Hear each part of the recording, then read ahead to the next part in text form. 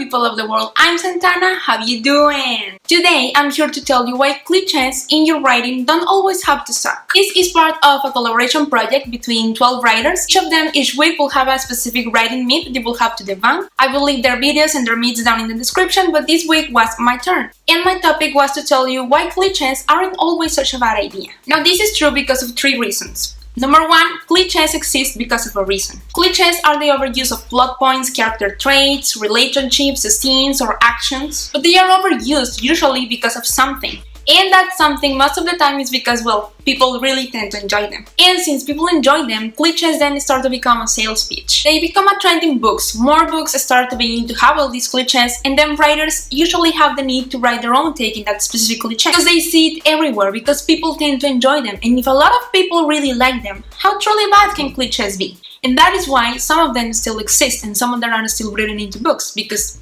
there's more the percentage of people that like them than the percentage of people that don't. Now, number 2 is because you never really get rid of them. I'm sorry to break this to you, but clichés are the tropes in which your favorite genre is based on. It's as if you, as a reader, are really tired of seeing about corrupt government in dystopian.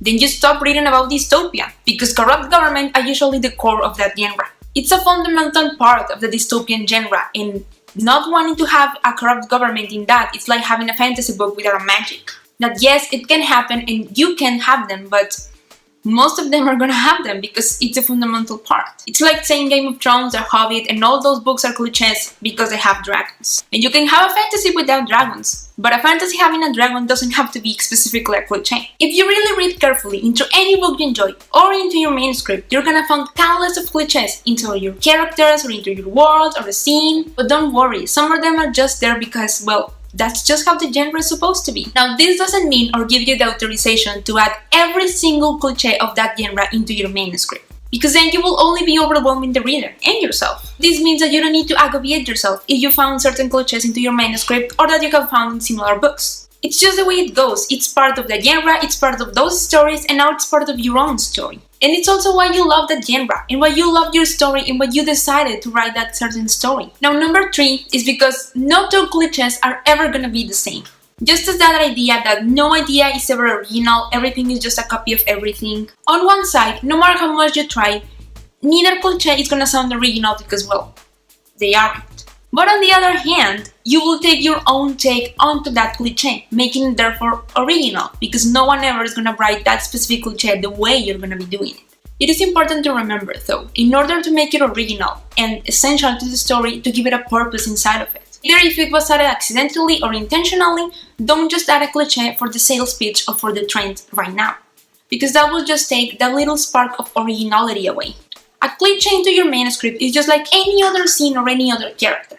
Give it a reason to be there. Now, an extra reason number 4, now that I'm thinking about it, is that clichés don't necessarily have to end up in your finished novel. We know and we can find that clichés are established way in which a story can flow.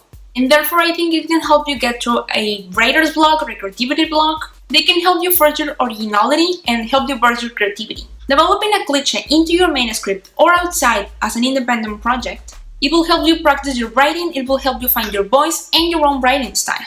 We can take the disadvantaged parts of a cliché and turn it into an advantage for us writers. Thinking, I don't know, if adding one into your manuscript, which is a way in which you can turn it around, like what is the possible opposite of that specific cliché? As said, you could just use them as a practice, or you could use them to move your story forward, and you don't have to necessarily have them all into your finished manuscript. In conclusion, I think we can find that not all clichés are bad if we know how to use them. But those are all my thoughts about the clichés. I definitely have some that I absolutely love and even look for, even in my writing or in my reading. I think it's more of a personal opinion, like not all the same things or not all the same stories are gonna appeal to everyone.